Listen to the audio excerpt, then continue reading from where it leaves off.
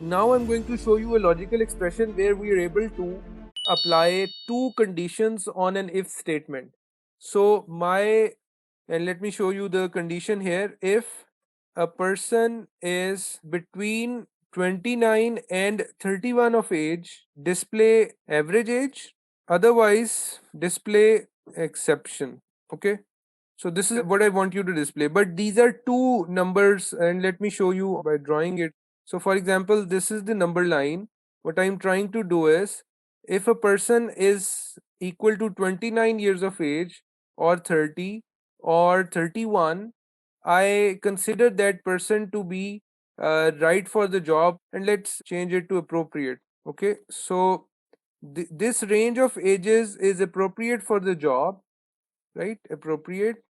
And all the other, this range and this range, which goes below 28, and this one goes above 32, all of this range is not appropriate for this job. These are like overage people, and these are like underage people. So I want to have this thing displayed in this column. If the ages are 29, 30, or 31, I would like to display appropriate. And if they're below or equal to 28, and if they're 32 or above, I would like to display exceptional. I can call this column analysis. And I could, so now I showed you the how to apply the condition. So if I wanted to include this range for the first limit, what would I write? For example, the age was displayed in a cell. The name of the cell was, let's say, D4. Okay. So D4, if D4 is less than 29, this is this range, right? And similarly, if D4 is greater than 31, this is which range? This outer range. So it means that I am interested in eliminating these two ranges. If D4 is greater than 31, or if D4 is less than 29. So I'm going to write this test that I'm about to write. It consists of two different, you can say, two different conditions. Two tests need to be combined together. So I need to say or, and then I can write the logical value. The first one is that D4 is less than 29, comma, D4 is greater than 31. Okay, so first bracket, this first bracket will be for this OR function. I'm going to separate this out slightly so that it's easier to for you to see. If this is the case, if this is true, then I would like to display exceptional. And if this is not the case, I would like to display appropriate. And then the second bracket that I'm putting over here is for the if function. This is called nesting of functions. So if OR is a function which tells you that if this condition is true or this condition is true, the result of this thing will be true. If either of these things is true, either this thing or this thing, which is separated by a comma, the OR function is going to give you true. So this function is going to return to you a value of true if either of these, this first one or this second one, conditions are true. So I'm going to press enter, and you will see that because this is less than 29, it has displayed exceptional. And I'm going to autofill, and you can see that this is above or equal to 29, appropriate. This is, all of these are 29, 30 up to, so this person is 31.8, still not 32, this is appropriate. But this person is, these two people are above 32, right? 0.7 above 32 or 0.8 above 32, that's why it has. Okay, so this is the formula. Instead of one test or one conditional logical statement, I wanted to enter two conditions. I can do that using logical operations. So if you go to this function wizard and you go to the logical functions, you can see if also falls under logical operations or logical functions. There is or, there is and. So if you want to test two conditions using and operator, like you want to enforce that both the conditions must be true for the result to be true, then you are going to use and operation. But if you have used or, it means that you are only interested to have the true value if either of these, either this one, the first condition, or the second condition. So these are called logical functions. Very common to have errors in if formulas, because you have to be really really specific. You cannot go against the rules of if function. If function requires you to enter a logical operation or something which is a comparison between two numbers or two cell values, or there are, now we have two comparison things going on and they are combined using a logical function. All of this is entered in the first part, then there is a comma, then there is a second part where you enter the value. Okay, so this value could be a word. If this is a word, you use double quotes. If this is a numerical value, you can simply put in some number like 100, 200. You don't need to use double quotes then if it's a number. Similarly, the value, if this test is false or this is not true, then what you would like to display in the cell, this is mentioned in the third place. So when we do it, when we get the students to do it in the lab, it is very common to see a lot of errors. Many people don't do it at the first attempt.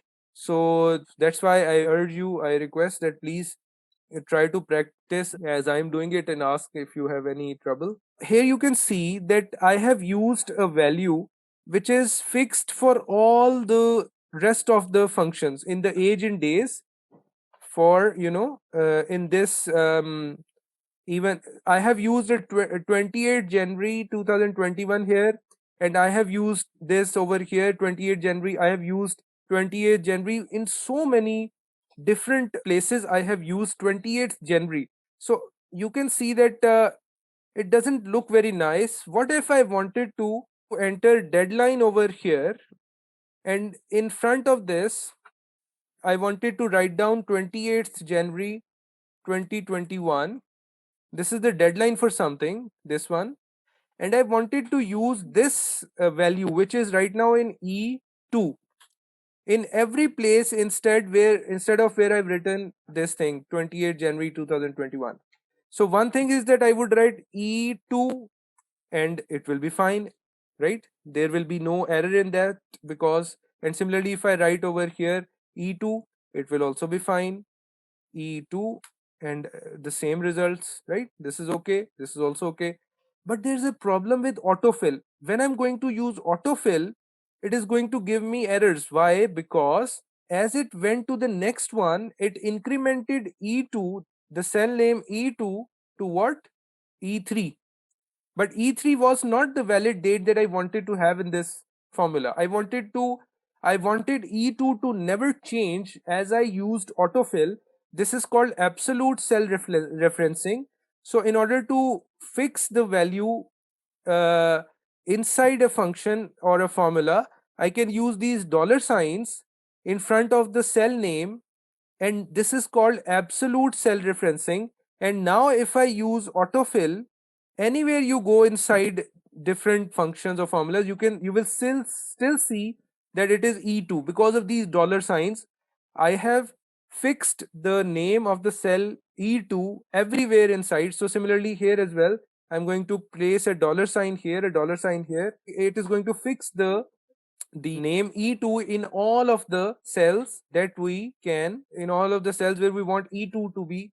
If I wanted to change 28 January in all the cells, because I have written 28 January in all of these cells, if I want to have a functionality where I enter 28 January explicitly somewhere else, so that if I could change this 28 January right now, all of these will have the change reflected in them, because I did not write 28 January explicitly there.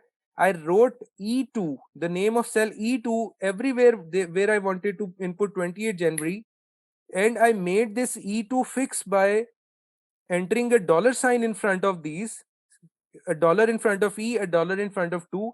it made the name of the cell immune to autofill. Autofill will not increment the name of this cell E2 now, it will have it fixed, right? So what is the benefit? The benefit is, for example, that now I think that the deadline should be 28th February, 0 to 28. Now, as I press enter here, all the ages will be recalculated automatically.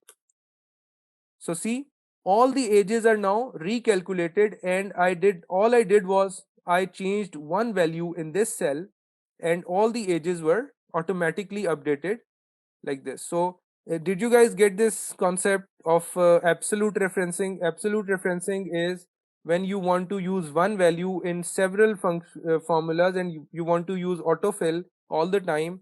And the second benefit is that now you're able to change one value, and that change will be reflected across many different cell values, right?